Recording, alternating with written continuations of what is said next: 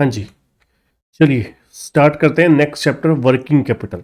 Working capital chapter आप मान के चलिए सबसे बड़ा हमारे फाइनेंशियल मैनेजमेंट का चैप्टर है, सबसे इम्पोर्टेंट, हाईएस्ट वेटेज वाला आप कह सकते हो, क्योंकि एक्चुअली में वर्किंग कैपिटल में एक नहीं, तकरीबन आप कह सकते हो 4 से 5 यूनिट आ जाते हैं। अब वो कौन कौन से आ जाते हैं? सबसे पहले नंबर पे अगर हम बात करें वर्किंग कैपिटल में, पहले नंबर पे वर्किंग कैपिटल फाइनेंस, जो हमारा जो नॉर्मल वर्किंग कैपिटल बोलते हैं वो चैप्टर आ जाता है। दूसरे नंबर पे आपका इन्वेंट्री मैनेजमेंट, ठीक है जी। तीसरे नंबर पे आपका चैप्टर आ जाता है रिसीवेबल मैनेजमेंट, फिर आपका कैश मैनेजमेंट, और पांचवें नंबर पे रिसीवेबल के साथ साथ पेबल मैनेजमेंट भी आ जाता है, ठीक है जी। अगर आप देखें तो एक्चुअली में चैप्टर जो है वो मेन 3 है, मेन 3, ठीक है, जिसमें से आपको एग्ज़ाम में भी आएगा और पढ़ने को भी काफ़ी कुछ है। पहला वर्किंग कैपिटल फाइनेंस, दूसरा इन्वेंट्री, तीसरा रिसीवेबल मैनेजमेंट, ठीक है जी। तीनों में से ही मान के चलिए आपको एक एक क्वेश्चन जरूर देखने को मिल सकता है। अब सबसे पहले वर्किंग कैपिटल से पहले अगर देखें, दो वर्ड्स मिलके जुड़ा हुआ है वर्किंग कैपिटल, एक वर्किंग और एक कैपिटल। कैपिटल का मतलब क्या होता था, हिंदी मीनिंग क्या होता था? पूंजी। पूंजी मतलब जो हमने अपनी जेब में से पैसा लगाया, है ना। बिजनेस में जो हम पैसा लगाते हैं वो दो तरीके से लगाते हैं। एक आप कह सकते हो फिक्स कैपिटल, एक होती है वर्किंग कैपिटल। फिक्स कैपिटल कौन सी होती है? फिक्स कैपिटल जो हमारी होती है, जो हम फिक्स एसेट को फाइनेंस करने के लिए, जो पैसा लॉन्ग टर्म के लिए बिजनेस में इन्वेस्ट हो जाता है ना। बिल्डिंग परचेज करने के लिए आपको फंड चाहिए, कोई प्रोजेक्ट के लिए लॉन्ग टर्म के लिए, है ना, कोई लैंड वगैरह के लिए, कोई प्लांट मशीनरी के लिए, है ना। तो ये जो पैसा चाहिए that is called long term fund, ठीक है जी, या फिक्स कैपिटल बोल सकते हो, ठीक है जी। फिक्स कैपिटल जो फंड्स रिक्वायर्ड है to finance the fix assets. Fix assets को फाइनेंस करने के लिए जो हमारे पास पैसा, हमारे को जो पैसा चाहिए उसको हम क्या बोलते हैं जी? उसको हम फिक्स कैपिटल बोलते हैं, ठीक है जी। फिक्स कैपिटल किस लिए है? To finance the fix assets. दूसरी कैपिटल होती है हमारी वर्किंग कैपिटल। वर्किंग कैपिटल क्या है? Working capital means funds required to meet the day to day business operation requirement, या बोल सकते हो day to day business needs और रिक्वायरमेंट्स को फुलफिल करने के लिए जो पैसा चाहिए उसको हम बोलते हैं वर्किंग कैपिटल।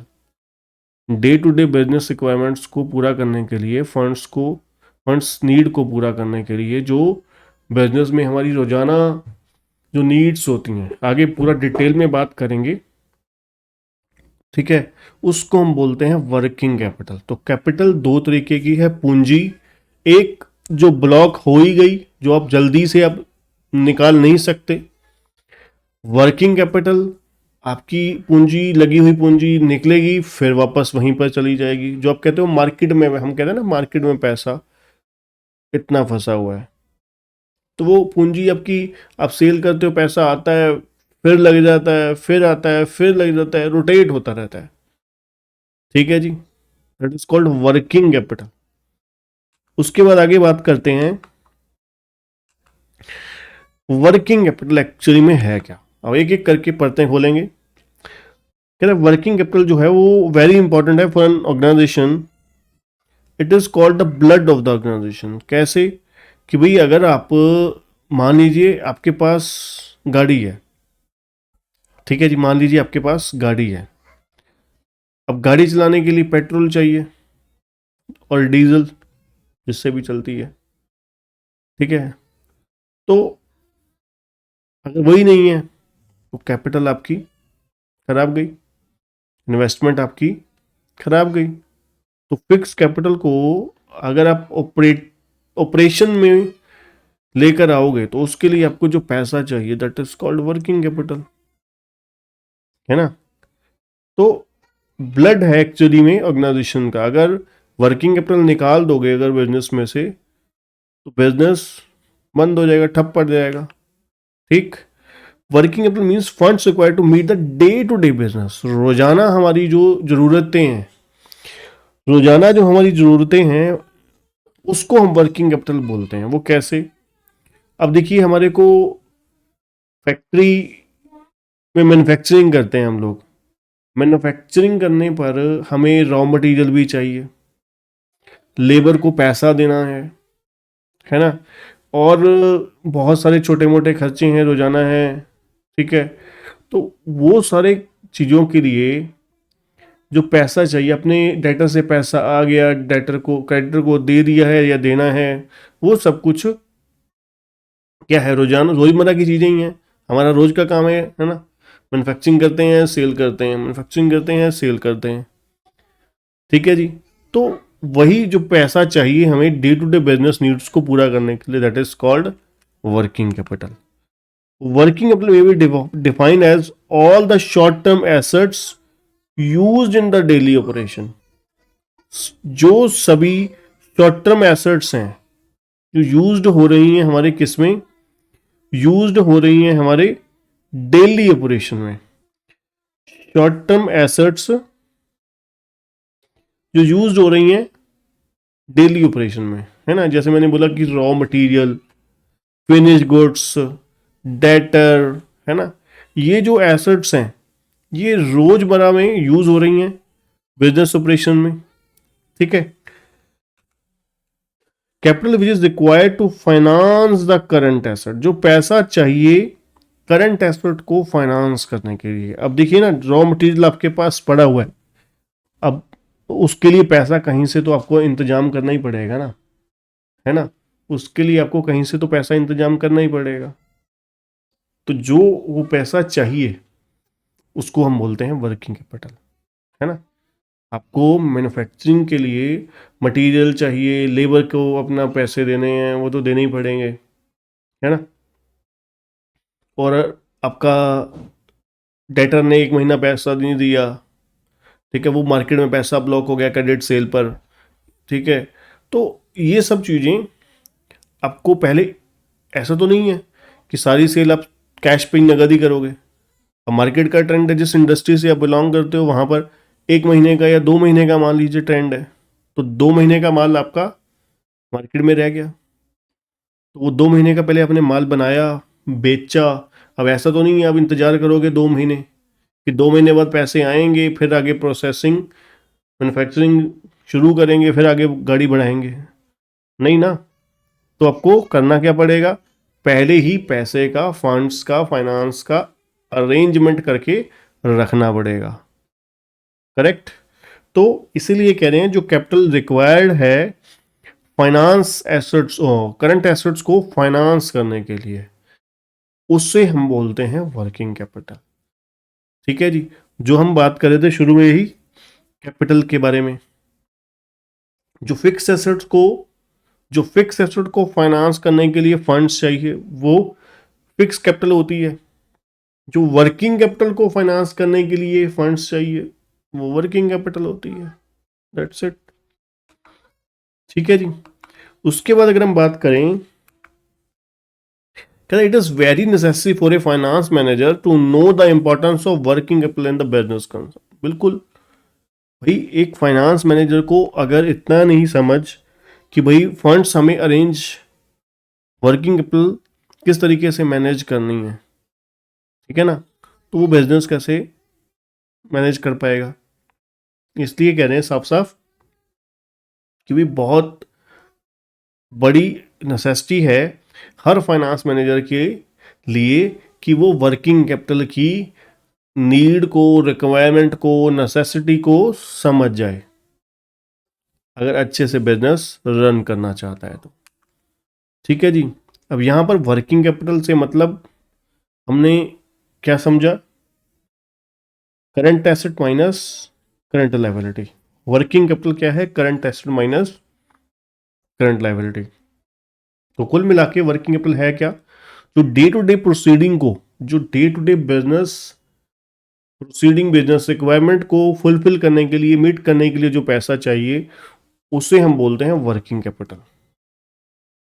जो फंड्स रिक्वायर्ड है या फंड्स हमें चाहिए to finance the current asset, short term assets, उसको हम बोलते हैं, उस कैपिटल को वर्किंग कैपिटल बोलते हैं। और इक्वेशनल फॉर्म में क्या है? Current asset minus current liability. ठीक है जी, आगे बढ़ते हैं जी। वर्किंग कैपिटल हमारी पॉजिटिव भी हो सकती है, नेगेटिव भी हो सकती है। बिल्कुल हो सकती है जी, क्यों नहीं हो सकती? वर्किंग कैपिटल पॉजिटिव कब होगी? जब करंट एसेट ज्यादा है करंट लायबिलिटी से, सीधी सी बात है। जब करंट एसेट्स हमारी करंट लायबिलिटी से ज्यादा हो जाएंगी तो वो वर्किंग कैपिटल पॉजिटिव हो गई, है ना।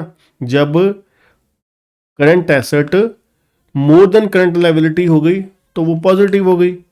अगर current asset less than current liability है तो वो नेगेटिव वर्किंग कैपिटल हो गई, है ना।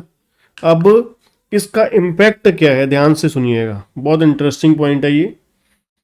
कहते हैं जो नेगेटिव वर्किंग कैपिटल है adversely affect the profit of the concern. वो कैसे? कहते it is not possible to survive with the negative working capital. अगर आपके पास बिजनेस रन करने के लिए फंड्स ही नहीं है, शॉर्ट टर्म फंड्स ही नहीं, लिक्विडिटी, है ना। हम लोगों ने रेशियो एनालिसिस चैप्टर किया, एनालिसिस ऑफ फाइनेंशियल स्टेटमेंट। अब रेशियो एनालिसिस में क्या समझा? लिक्विडिटी रेशियोज इतनी सारी थी, है ना। वहां वो हम किस लिए पढ़ रहे हैं? किस लिए पढ़ा हमने वो?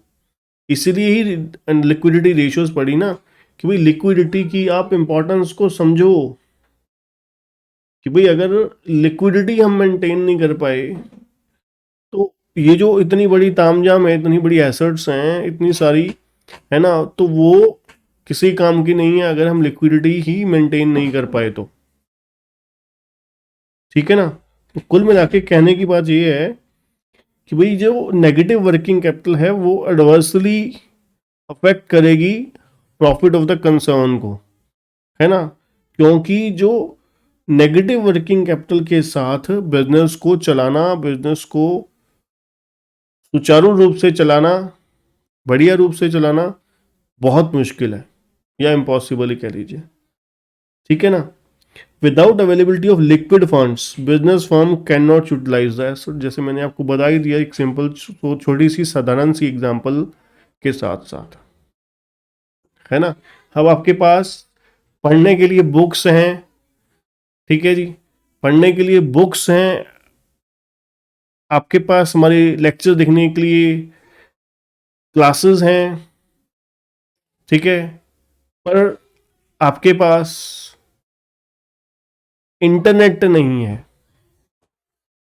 आप इंटरनेट ब्रॉडबैंड के लिए आपके पास फंड्स नहीं है।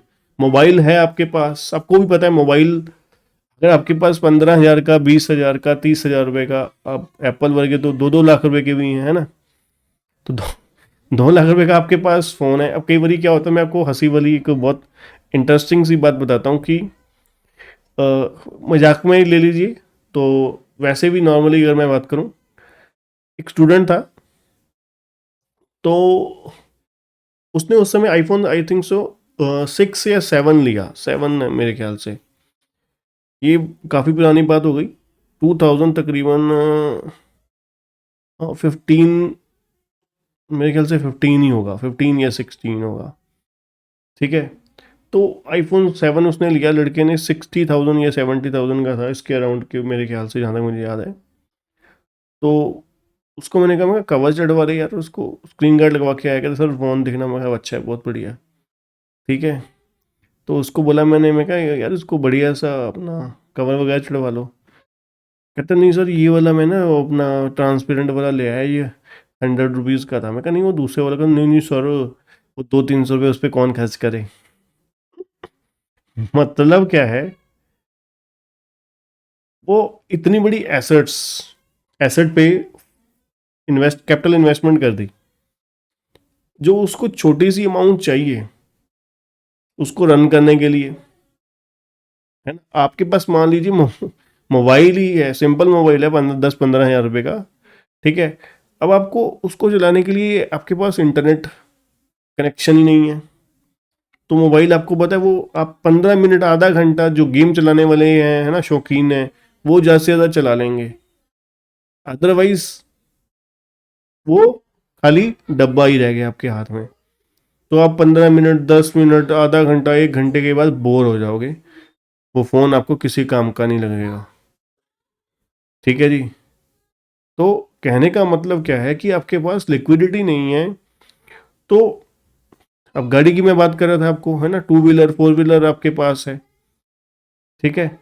तो वो 4 व्हीलर आपके पास है, 2 व्हीलर आपके पास है, पर आपके पास पेट्रोल डलवाने के लिए, डीजल गाड़ी में डीजल डलवाने के लिए आपके पास पैसे नहीं है, तो लिक्विडिटी तो है ही नहीं, अब वो गाड़ी भी किसी काम की नहीं रही। ठीक है, आईफोन है आपके पास 2 लाख रुपए का, पर रिचार्ज करवाने के लिए, है ना, 150 रुपये महीने का, वो पैसे नहीं है आपके पास, क्या कर पाओगे, यूटिलाइज नहीं कर पाओगे। ठीक है जी। लैपटॉप है आपके पास, मोबाइल है आपके पास, हमारी क्लासेस एक्टिवेट हैं, पर आपका इंटरनेट कनेक्शन ही नहीं है, वो आपने नहीं ले रखा। ठीक है ना। तो कहने का मतलब इन शॉर्ट यही है, तो कि भाई जब तक आपके पास लिक्विड फंड्स नहीं है तब तक आप इजीली रन नहीं कर सकते अपने बिजनेस को, सुचारू रूप से नहीं चला सकते बिजनेस को। ठीक। Without availability of liquid funds business firm can not utilize the assets, सीधी सीधी सी बात है। इसलिए negative working capital adversely affect करती है बिजनेस ऑर्गेनाइजेशन को। ठीक है जी। बिल्कुल पॉसिबल नहीं है बिजनेस सरवाइव करना विदाउट पॉजिटिव वर्किंग कैपिटल। ठीक है जी। ये आपको पॉजिटिव और नेगेटिव वर्किंग कैपिटल का मतलब पता लग गया। आगे बढ़ते हैं जी, डिटर्मिनेंट्स। ये बहुत इंपॉर्टेंट है, ये आपको थ्योरेटिकल क्वेश्चन, थ्योरी क्वेश्चन भी 4-5 नंबर में आ सकता है, मादा रखता है। ठीक है जी। इंडिविजुअल कैपेसिटी है इस क्वेश्चन की कि आपको ये थ्योरी क्वेश्चन एग्जाम में आ सकता है। ठीक है जी। उससे बड़ी बात, वर्किंग कैपिटल का कॉन्सेप्ट प्रैक्टिकल अंडरस्टैंडिंग के लिए ये आपको बहुत अच्छे से सुनना है और समझना है, थ्योरी करके छोड़ नहीं देना इसको। चलिए जी। कहते हैं जो वर्किंग कैपिटल है, पहली बात तो हम पढ़ क्या रहे हैं, डिटर्मिनेंट।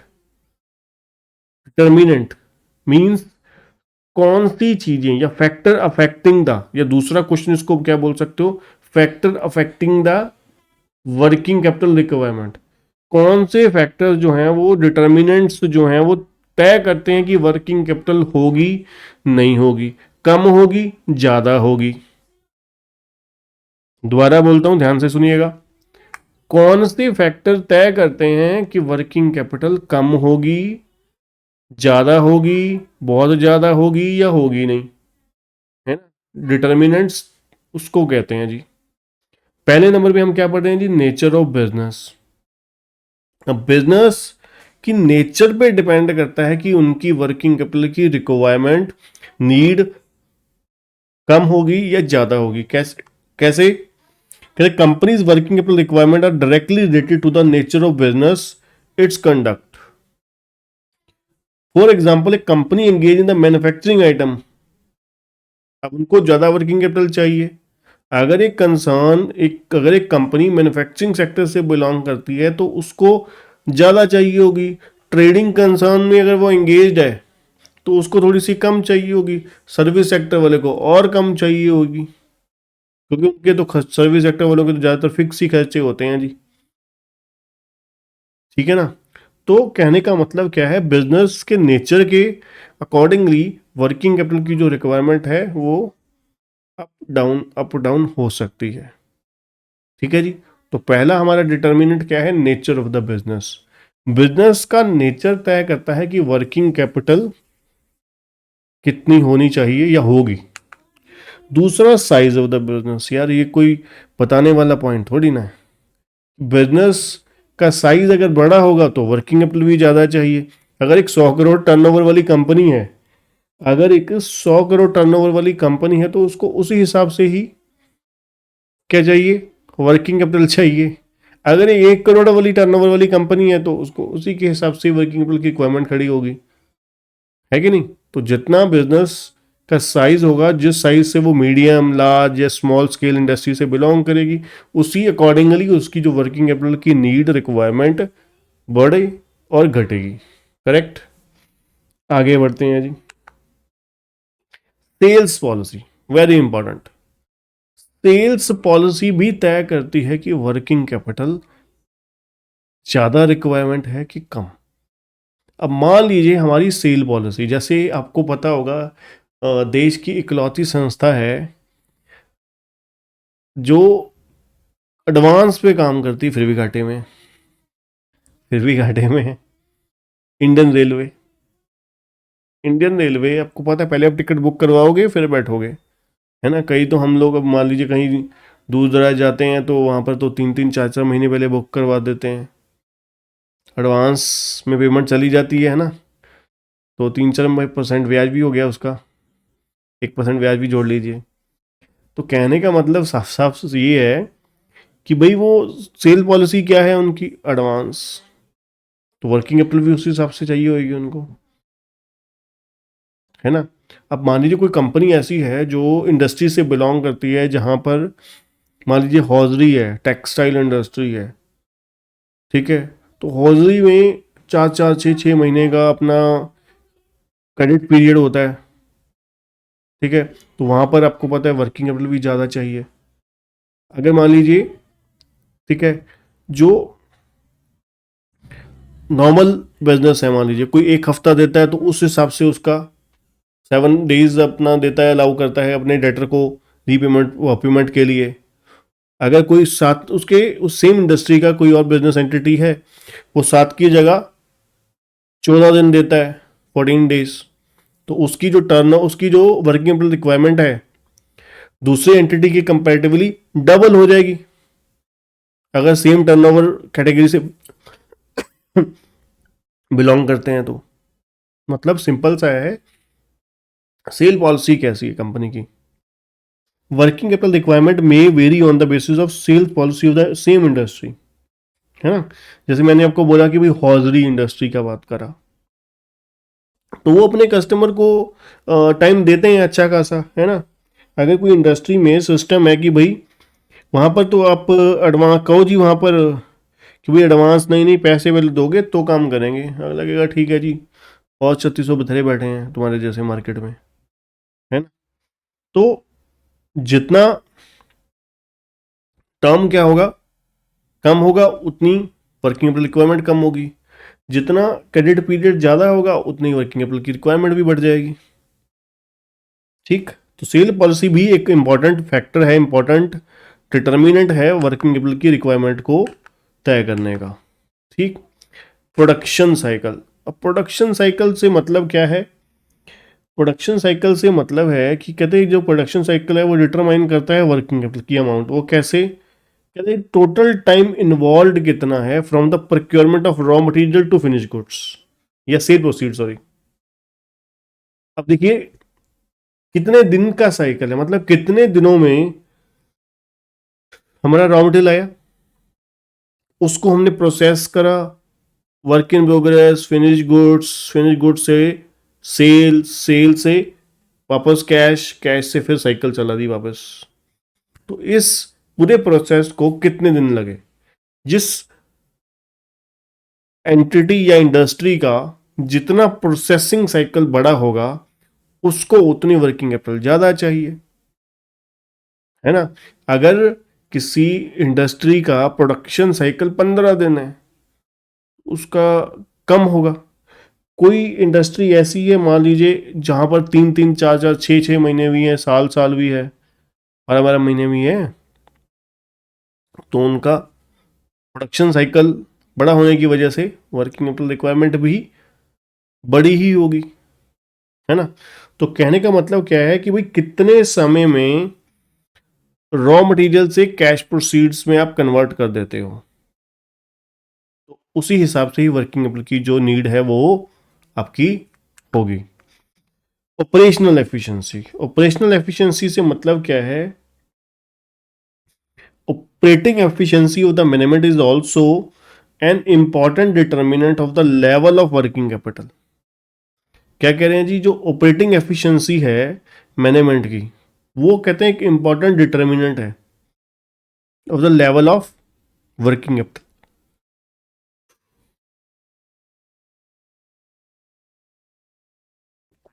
वो कैसे, ऑपरेटिंग एफिशिएंसी मैनेजमेंट की कैसे इंपॉर्टेंट डिटर्मिनेंट हो जाएगी। देखिए जी, एक कंपनी है, एक इंडस्ट्री में एक एक्स लिमिटेड है, एक वाई लिमिटेड है। अगर एक्स लिमिटेड की जो मैनेजमेंट की ऑपरेशनल एफिशिएंसी है वो 60% है, और सेम इंडस्ट्री में वाई लिमिटेड की 80% है, तो ऑपरेशनल एफिशिएंसी वाई लिमिटेड की ज़्यादा हो गई, तो उसकी वर्किंग कैपिटल की भी, जो वर्किंग कैपिटल भी ज़्यादा ही होगी। क्यों? क्योंकि उसकी प्रोडक्शन ज़्यादा है, ऑपरेशनल एफिशिएंसी ज़्यादा है। ठीक। उसके बाद अगर हम बात करें next, dividend policy. Dividend policy का सर वर्किंग कैपिटल के साथ क्या लेना देना?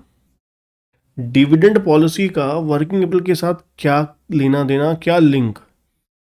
सीधा सीधा लिंक है जी। कैसे? ध्यान से सुनिएगा, बड़ा इंटरेस्टिंग पॉइंट है ये भी। Dividend policy of the company affects the working capital requirement of a company. A change in the dividend policy of a company is require change in the working capital also. वो कैसे? पहले एक company dividend दिया करती थी 2 रुपए पर share.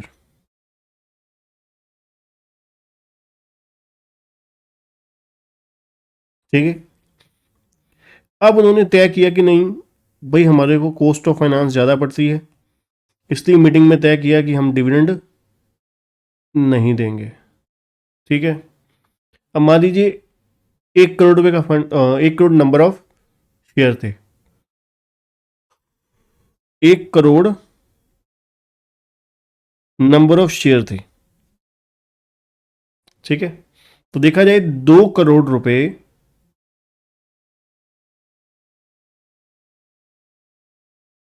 2 crore रुपए का फंड्स जो है रिक्वायरमेंट वो कम हो गई। क्यों?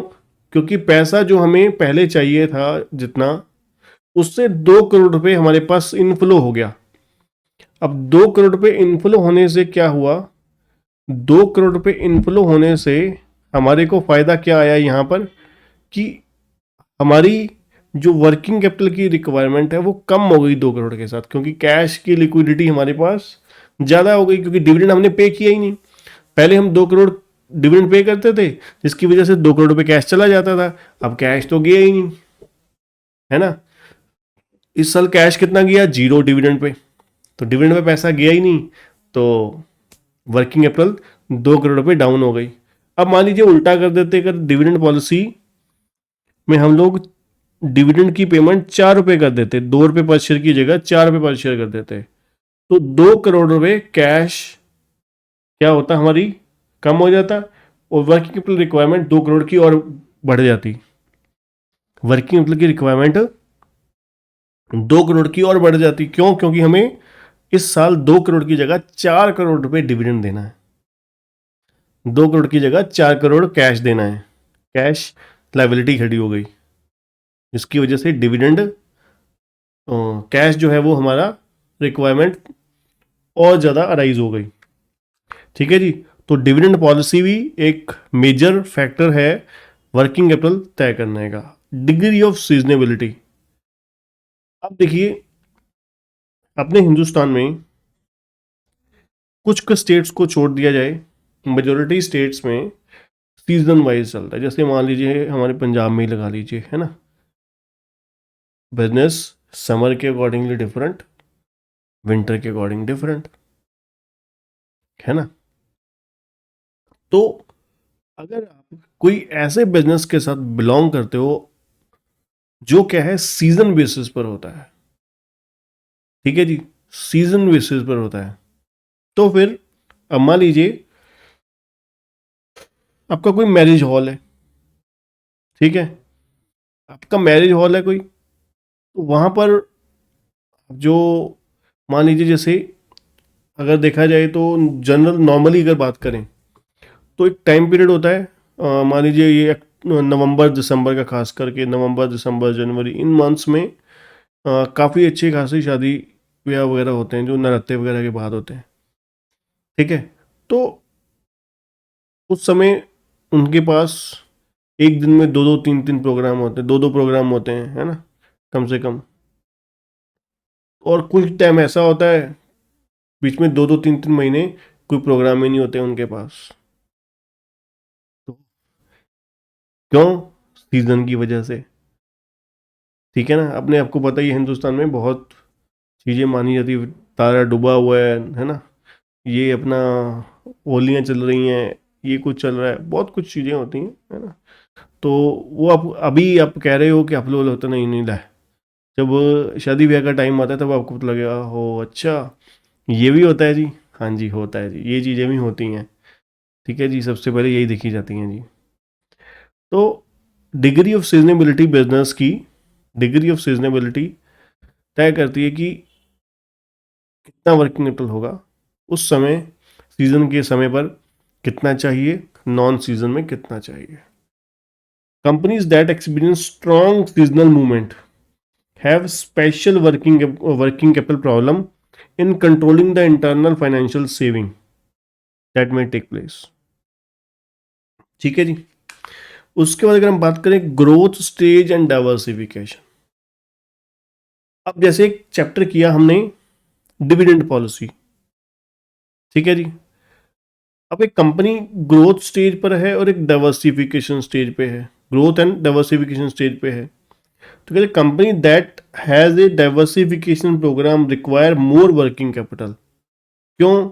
As a company grow it is logical to expect that a large amount of working capital is required.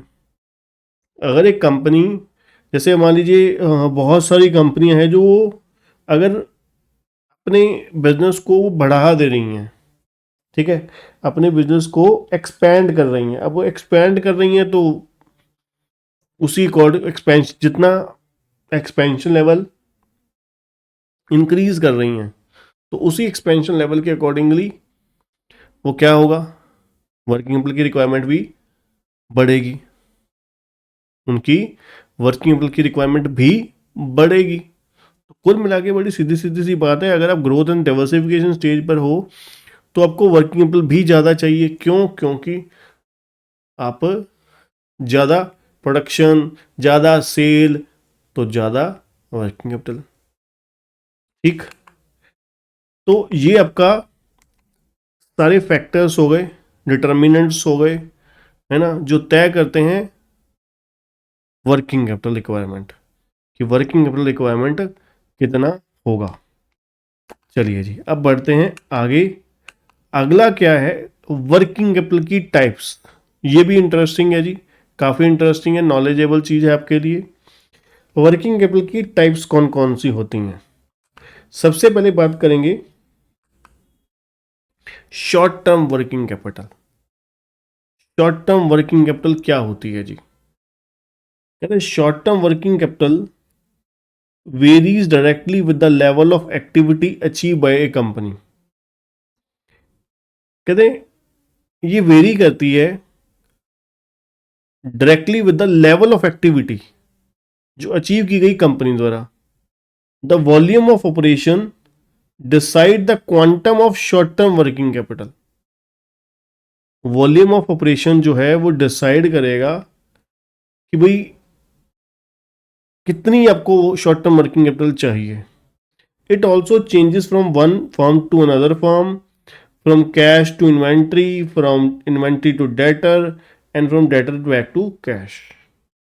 मतलब बड़ी सिंपल सी बात है, शॉर्ट टर्म वर्किंग कैपिटल क्या है, जो आपको वेरी शॉर्ट पीरियड की, जो हम नॉर्मली हम बात करते हैं है ना, उसकी बात हो रही है। जो वॉल्यूम ऑफ ऑपरेशन जो है वो डिसाइड करेगा आपका कितना वॉल्यूम ऑफ ऑपरेशन है, मतलब कितनी किस लेवल पर हम प्रोडक्शन करते हैं, उतना ही उसी हिसाब से आपका शॉर्ट टर्म वर्किंग कैपिटल होगा। ठीक है जी। ये कहते हैं चेंज होता रहता है फॉर्म टू फॉर्म। ठीक। लॉन्ग टर्म वर्किंग कैपिटल, ये जरा ध्यान से सुनिएगा। अब आप हम सोचते यही थे कि वर्किंग कैपिटल तो वही क्या होती है जो शॉर्ट टर्म फंड से एक्वायर्ड है, जो डे टू डे नीड्स को और रिक्वायरमेंट्स को मीट फुलफिल करने के लिए, मीट करने के लिए।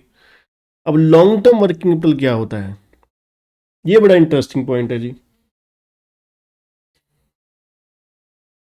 कहते हैं जो long term working capital represent करता है amount of funds needed to keep a company running in order to satisfy the demand at lowest point.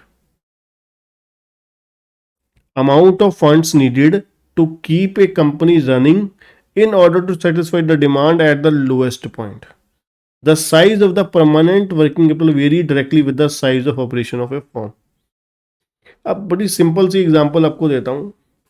कई बार क्या होता है, कोई बिजनेस हमारा ऐसा होता है कि देखिए मान लीजिए एक करियाना शॉप है, उसमें तो लॉन्ग टर्म वर्किंग कैपिटल तकरीबन ना के बराबर ही होती है, नहीं होती वो, ना के बराबर नहीं, ना ही होती है। वो कैसे, बता देता हूँ। अगर कोई चीज़ मान लीजिए कोई ग्रॉसरी शॉप में पड़ी हुई है तो वो इमीडिएटली बिकेगी, फिर बिकेगी तो दूसरी आ जाएगी। अब ऐसा तो है नहीं कोई आइटम ऐसी है कि भाई पड़ी है तो उसको जो शो पीस के तौर पर है ना हमने रखा ही हुआ है, ऐसा तो नहीं होता। आप इसको यही बिजनेस चेंज कर लीजिए। अगर आपका मान लीजिए शोरूम है मोबाइल का या फिर आपका लैपटॉप का शोरूम है, मान लीजिए आपका, ठीक है, लैपटॉप का शोरूम है, आपने देखा होगा पीस आपको सामने अपना दिखाए होते हैं लैपटॉप। ठीक है जी। तो वहाँ पर सैंपल हर मॉडल के एक एक लैपटॉप वहाँ पर शोरूम में पड़ा होता है। तो ऐसा तो नहीं है आपको पसंद आया, मान लीजिए XYZ जो भी मॉडल पसंद आया आपको, आपने कहा सर ये वाला फाइनल कर दीजिए, प्राइस प्राइस आपने तय कर बात करके बोला, प्राइसिंग भी कर ली। अब बारी आई बाय करने की, तो बाय क्या वही वाला कर लोगे जो चल रहा है? कहोगे नहीं नहीं, क्यों सर, डब्बा पैक पीस चाहिए, सील बंद, है ना। अब हमें क्या पता कितने दिन पहले खुला हुआ है, कब से चल रहा है, हम क्यों लेंगे सर इसको, डेमो वाले पीस को क्यों लेंगे, हम नहीं लेंगे, पैसे देने हैं, डब्बा बंद पीस चाहिए। तो वो ऐसा तो करते ही नहीं, वैसे भी नहीं करते, आपने देखा होगा। तो वो आपके पास किस लिए पड़ा हुआ है, to keep a company running in order to satisfy demand at a lowest point. कि भाई वो तो लोगों को डेमो पीस दिखाने के लिए पड़ा ही रहेगा वहां पर, कस्टमर आएंगे देखेंगे उनमें से कोई पीस पसंद करेंगे और गोडाउन में से वो या फिर जो भी उनका स्टोर है वहां से लाके नया दे देंगे डब्बा बंद। तो मतलब वो तो वहीं पर ही पड़ा रहेगा जब तक वो मॉडल आउटडेटेड नहीं हो जाता, कंपनी वहां से उठा नहीं लेती उस स्टोर से, नहीं, तब तक वो वहीं पर ही रहेगा। तो मतलब क्या है, वो लॉन्ग टर्म वर्किंग कैपिटल के तौर पर वहां पर मौजूद रहेगा। ठीक है जी। तो साइज अब डिपेंड करता है बिजनेस कितना, आपका शोरूम कितना बड़ा है ना। तो जितने मान लीजिए अगर कोई आप एक कंपनी है उसका आपके 10 स्टोर हैं तो 10 स्टोर के हिसाब से ही आपकी जो working long term working capital है वो बढ़ जाएगी। ठीक है जी। अगर एक ही स्टोर है तो उसी हिसाब से एक स्टोर के हिसाब से हो जाएगी। ठीक। चलिए आगे बढ़ते हैं। लॉन्ग टर्म शॉर्ट टर्म के बाद ग्रॉस वर्किंग कैपिटल। बहुत सीधी सी बात बोलते हैं, ग्रॉस वर्किंग कैपिटल का मतलब जो पैसा, ब्लॉक कह सकते हो, साधारण भाषा में ब्लॉक कह सकते हो, करंट एसेट में जो पैसा ब्लॉक है, फंसा हुआ है। अब आप कहोगे सर ऐसा क्यों बोल रहे हो आप, ब्लॉक कैसे हो गया? अरे ब्लॉक क्यों नहीं हो गया, आपके पास रॉ मटेरियल पड़ा हुआ है, कैश तो नहीं है, वर्क इन प्रोग्रेस पड़ा हुआ है, वर्क इन प्रोग्रेस मीन्स जो मटेरियल पे प्रोसेसिंग लेबर लग चुकी है, कुछ खर्चे हो चुके हैं बट अभी फिनिश में नहीं कन्वर्ट हुआ। फिनिश गुड्स आपके पास पड़ा हुआ है, बिका नहीं अभी, उसमें पैसा लगा हुआ है आपका। लोगों को उधार दिया हुआ है, माल उधार दिया हुआ है, सेल की हुई है बट पैसे नहीं आए अभी, वो भी पैसे लेने हैं। पैसे तो नहीं आए ना अभी, जब तक हाथ में माया नहीं आ जाती तब तक तो वो क्या है, तब तक तो वो क्या है, पैसा ब्लॉक ही है, फंसा ही हुआ है मेरा। हम क्यों कह रहे हैं वर्किंग कैपिटल क्या है? Funds required to finance the short term assets. Short term assets को फाइनेंस करने के लिए जो पैसा चाहिए, दैट इज वर्किंग कैपिटल। ठीक है ना? तो ग्रॉस वर्किंग कैपिटल क्या है? जो करंट एसेट्स में पैसा लगा हुआ है, हमारा ब्लॉक है हमारा, उसको हम ग्रॉस बोलते हैं, ग्रॉस वर्किंग कैपिटल। और नेट, जो वर्किंग कैपिटल हम लोग पढ़े थे वो नेट ही थी, current asset minus current liability is equal to net working capital. ठीक है जी, gross working capital is equal to current asset, net working capital current asset minus current liability. अब कई बच्चे समझते हैं जिन्होंने ग्रेजुएशन में पढ़ रखा है कि भाई अपना working capital BCom final year में होता है वैसे तो, कि भाई current assets minus current liability working capital, और नेट वर्किंग कैपिटल क्या होती है? जो कंटिजेंसी ऐड करने के बाद आती है उसको नेट, नहीं वो नहीं होती जी। Net working capital current asset minus current liability होती है। और उसके बाद इनिशियल वर्किंग कैपिटल क्या है जी? इनिशियल वर्किंग कैपिटल क्या है? Capital which is required at the time of commencement of business. Business commencement के समय पर जो कैपिटल चाहिए उसको हम बोलते हैं इनिशियल वर्किंग कैपिटल। ठीक है जी, जो बिजनेस कमेंस करने के वक्त जो पैसा चाहिए, कैपिटल चाहिए, उसको हम इनिशियल वर्किंग कैपिटल बोलते हैं। These are the promotion expenses incurred at the earliest stage of formation of the enterprise which include the incorporation fees। ठीक है जी, इसमें कहते हैं क्या होते हैं? प्रमोशन एक्सपेंसेस होते हैं जो अर्लीस्ट स्टेज पे ही हमारे खर्चे हो जाते हैं, जिसमें इंक्लूड है कंपनी इनकॉर्पोरेट करवाने का जो खर्चा होता है, रजिस्ट्रेशन का जिसको हम बोलते हैं, वो खर्चे हो गए जी। ठीक है जी, ये आपकी इनिशियल वर्किंग कैपिटल हो गई। उसके बाद आ गई हमारी रेगुलर वर्किंग कैपिटल। अब ये रेगुलर वर्किंग कैपिटल क्या है जी? Regular working capital remain always in the enterprise for the successful operation. जो कहते हैं ना रोटेट होती रहती, जैसे मैं आपको बोल रहा था कि वर्किंग कैपिटल क्या है, आती है फिर लग जाती है, उसको हम रेगुलर वर्किंग कैपिटल बोल सकते हैं, है ना? जो क्या है, हमेशा रहती है, remain always in the enterprise for successful operation. It supplies the fund necessary to meet the current working expenses, that is for purchasing the material, supply, wages, salary and other sundry expenses। ठीक, उसके बाद fluctuating. Fluctuating क्या है? बहुत यहाँ पर तो बहुत माइनर सा डिफरेंस है फ्लक्चुएटिंग में। कहते fluctuating capital is needed to meet the seasonal requirement, है ना? अब जैसे मैंने आपको बोला कि ऑफ सीजन में आपको वर्किंग कैपिटल कम चाहिए, सीजन में ज़्यादा चाहिए, तो डिफरेंस फ्लक्चुएटिंग है ना, fluctuating working capital. It is used to raise the volume of production by improvement और एक्सटेंशन ऑफ मशीनरी। कहते हैं ये फ्लक्चुएटिंग वर्किंग कैपिटल को हम यूज कब करते हैं? जब हम अपनी प्रोडक्शन का वॉल्यूम इंक्रीज कर लेते हैं, जो मशीनें एक्सटेंड कर ली, एक्सपैंड कर ली, है ना? कि एक पहले दो मशीनें थी, फिर चार हो गई, चार थी छः हो गई, तो उसके लिए फ्लक्चुएटिंग वर्किंग कैपिटल। और last reserve margin working capital. ये रिजर्व मार्जिन वर्किंग कैपिटल क्या है? जैसे मैंने आपको बोला कि भी सबसे पहले करंट एसेट, करंट एसेट को क्या बोल रहे हैं जी हम लोग? Gross working capital minus current liability, ये आ गई वर्किंग कैपिटल, या इसको नेट वर्किंग कैपिटल बोल सकते हो। ठीक है जी, नेट वर्किंग कैपिटल। अब इसमें प्लस करेंगे रिजर्व मार्जिन।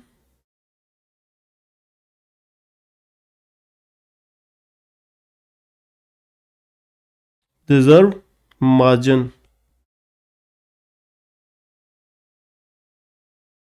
अब रिजर्व मार्जिन क्या चीज है? सबसे बड़ी बात, बहुत सिंपल सी बात है।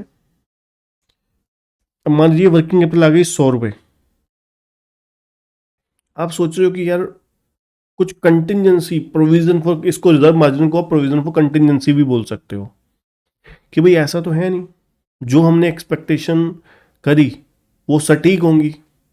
सटीक मीन्स बिल्कुल एक्यूरेट होंगी, 100% एक्यूरेट होंगी। उसमें कुछ ना कुछ वेरिएशंस तो हो ही सकता है ना। उसमें कुछ गलतियां, एरर्स और अंडर या ओवर वैल्यूएशन का कुछ ना कुछ स्कोप हो सकता है, होता है हर जगह पर। ठीक है, तो उस केस में हम लोग क्या करते हैं, हमें जहां पर लगता है कि भाई यहाँ पर 100 रुपये के लिए हमें कुछ 10 रुपये का मार्जिन रख लेना चाहिए, तो हम कहते नहीं, 100 रुपये नहीं, हम वर्किंग कैपिटल कहेंगे, इसका 10% मान लीजिए रिजर्व मार्जिन है, तो हमें, हम मान के चलेंगे 100 रुपये नहीं चाहिए, हमें 110 रुपये चाहिए। कहते ना पैसे बढ़ जाने चाहिए, घटने नहीं चाहिए। तो वही चीज़ यहाँ पर समझा रहे हैं। हम बचपन से पढ़ते आ रहे ना, जब से कॉमर्स में आए हैं, conservatism concept, we may provide for anticipated losses but not for probable gains. कहते हैं 100 आप सोच के चल रहे हो, मान लीजिए कल को 105 हो गए फिर, ठीक है, तो 5 रुपये घटा हो गया, अब करो इंतजाम फिर दोबारा पैसे का। इससे अच्छा पहले ही थोड़ा सा मार्जिन लेके चलो यार, इससे अच्छा पहले ही थोड़ा सा मार्जिन लेकर चलो, इंतजाम करके चलो पैसे का एक्स्ट्रा। तो इसलिए हमने क्या किया, रिजर्व मार्जिन रख लिया 10%, 15%, 5%, 20%। किस लिए? फॉर कंटिजेंसी के लिए, टू मीट द एक्सीजेंसीज। ठीक, ये होता है जी रिजर्व मार्जिन का कॉन्सेप्ट। चलिए जी, अब परफॉर्मा क्या है? जैसे मैंने आपको बताया, वर्किंग कैपिटल, वर्किंग कैपिटल हम सिंपल वे में कैलकुलेट करते हैं। नंबर एक, रॉ मटेरियल में पैसा कितना ब्लॉक है, देखिए वही लिखा हुआ है, amount block in raw material, कितना पैसा रॉ मटेरियल में लगा। नंबर दो, वर्क इन प्रोग्रेस में पैसा कितना ब्लॉक हुआ। नंबर तीन, फिनिश गुड्स में। नंबर चार, डेटर। नंबर पांच, minimum cash balance required, prepaid expenses भी हो सकता है यहाँ पर एक और चीज। ठीक है, अब मिनिमम कैश बैलेंस, सर ये क्यों? देखिए बड़ी सिंपल सी बात है, आप अपने पास कुछ ना कुछ कैश तो रखोगे ना, इमीडिएट कैश तो होगा ना, ठीक है ना। तो वो कैश क्या वर्किंग कैपिटल का पार्ट नहीं होगा? पैसा आपको नगद में चाहिए, नगदी चाहिए, है ना। आपको 10,000, 50,000, 1 लाख आप कहते हो कि भाई अपने काउंटर पे रखते हैं हम हमेशा 24 घंटे, है ना, सातों दिन, 365 दिन साल में। तो वो मिनिमम कैश बैलेंस क्या है? वो भी तो वर्किंग कैपिटल का ही पार्ट है, वो ब्लॉक हुआ पड़ा है पैसा आपका, अब वहां से डर के मारे निकालते नहीं हो, तो वो भी करंट एसेट का पार्ट हो गया। उसके बाद करंट लायबिलिटी, लोगों का पैसा हमने अब ब्लॉक किया, यहाँ पे उल्टा हो गया। पहले हमारा पैसा ब्लॉक था, करंट एसेट का मतलब जो हमारा पैसा ब्लॉक था शॉर्ट टर्म एसेट्स में। अब शॉर्ट टर्म देखा जाए, लोगों का पैसा हम लोगों ने ब्लॉक कर रखा था। ठीक है, जैसे कि क्रेडिटर फॉर रॉ मटेरियल, हमने मटेरियल खरीदा, मैंने आपसे मटेरियल खरीदा, मैंने आपको बोला कि मैं पैसे 1 महीने बाद दूंगा। अब 1 महीने मैं मौज कर रहा हूँ, मेरे को देने की, पैसे देने की टेंशन नहीं है ना। 1 महीना मैं बिल्कुल टेंशन फ्री हूँ। अब टेंशन आपके गल पा दी मैंने, है ना, आपके सिर पा दी। तो कुल मिला के है क्या, creditor for raw material, current liability. Bank overdraft अगर है, ये क्रेडिटर फॉर आउटस्टैंडिंग एक्सपेंसेस है। वो कैसे? लेबर को बोला कि 15 दिन बाद आपको पैसे देंगे हम, सैलरी, या फिर एम्प्लॉयज़ को बोला कि सैलरी 1 महीने बाद मिला करेगी, तो 1 महीना देखा जाए तो हमारे पास कोई टेंशन नहीं है, काम करवा के 1 महीने बाद पैसे देंगे। ठीक है जी।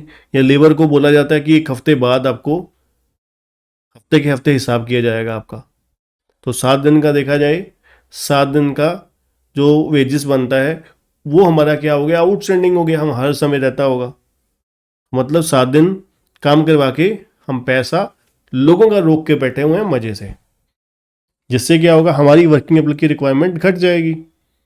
अगर हम नगद काम करवाते हैं, मान लीजिए मजदूर लगते हैं, सुबह काम करते हैं, शाम को पैसे दे देते हैं हम लोग, तो उस समय तो हमें पैसा चाहिए, तो वो वर्किंग कैपिटल रिक्वायरमेंट खड़ी हो गई। अब आप कहते हो 7 दिन बाद पैसे देंगे, तो देखा जाए 7 दिन का पैसा आपने लोगों का रोक लिया, तो आपकी वर्किंग कैपिटल रिक्वायरमेंट कम हो गई उस हिसाब से। ठीक है जी, तो ये आपकी सारी चीज़ें हो गई करंट लायबिलिटी।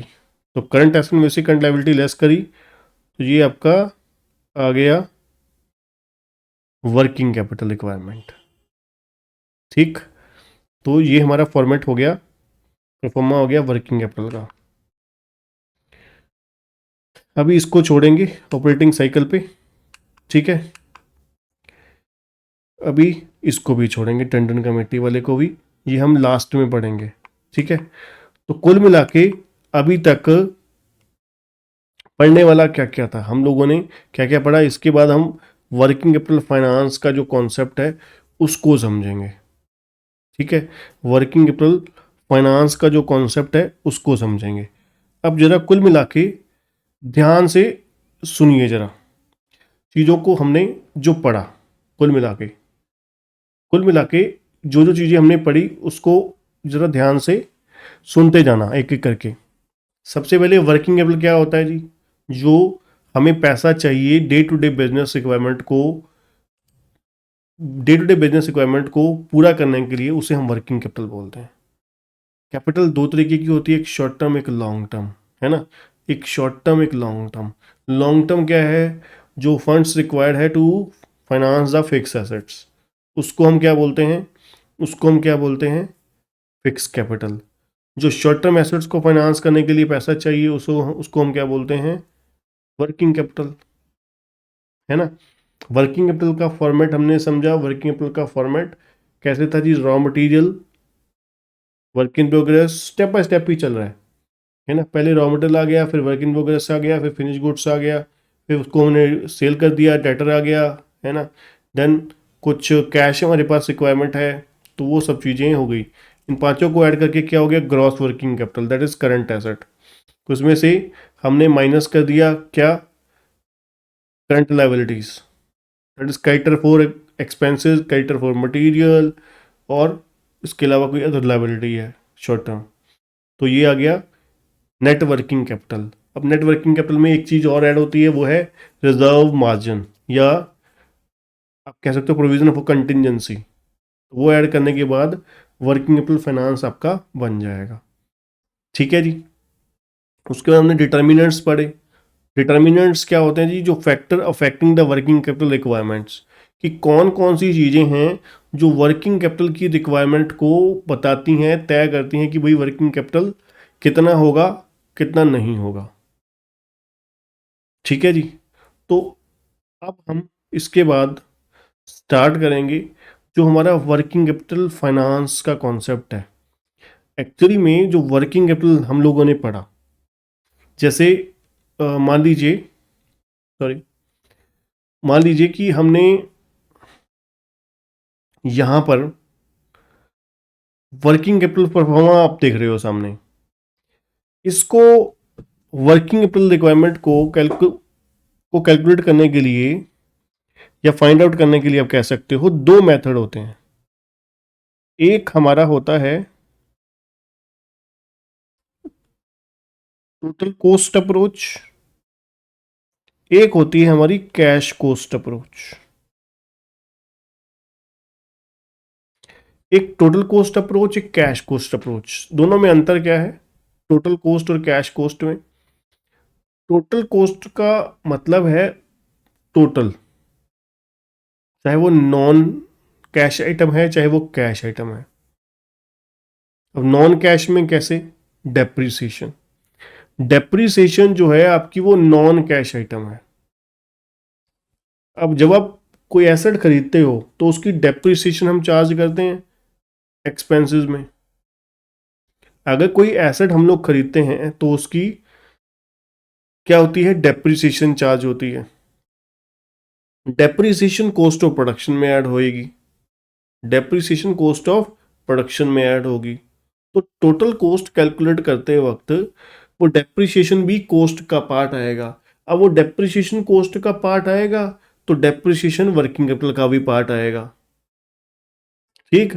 अब जो कैश कॉस्ट है उसमें सिर्फ कैश ही लेना है, मतलब डेप्रिसिएशन कॉस्ट ऑफ प्रोडक्शन का पार्ट नहीं होगा उस केस में। तो ये दो मेथड होते हैं जहां पर हम वर्किंग कैपिटल कैलकुलेट करते हैं, फाइंड आउट करते हैं, मेथड अलग अलग से। टोटल कॉस्ट में जो नॉन कैश आइटम है पर हमारे खर्चा जरूर है, एक्रूवल बेसिस पर आप कह सकते हो, वो भी वर्किंग कैपिटल का पार्ट होगा। और कैश कॉस्ट, कैश कॉस्ट में सिर्फ कैश एक्सपेंसेस। इसके अलावा हमारे को एक तो वर्किंग कैपिटल बनाना है, दूसरा हमें पी एंड एल भी पूछा जा सकता है, तीसरा हमें बैलेंस शीट भी पूछी जा सकती है। तो सभी तरीके के मैं आपको क्वेश्चन करवाने वाला हूं। पहला वर्किंग कैपिटल जो हम कैलकुलेट करेंगे, वर्किंग कैपिटल कैलकुलेट करेंगे दो अलग अलग मेथड के साथ। वर्किंग कैपिटल दो अलग अलग मेथड के साथ, टोटल कॉस्ट अप्रोच से, कैश कॉस्ट अप्रोच से। आपको क्या बताया होगा कि टोटल कॉस्ट अप्रोच से निकालिए या कैश कॉस्ट अप्रोच से? जी नहीं, आपको मोस्ट ऑफ द केस नहीं बताया जाता। आपको क्वेश्चन की सिचुएशन देख के ही पता लग जाएगा कि इस पे टोटल कॉस्ट अप्रोच लगने वाला है या कैश कॉस्ट।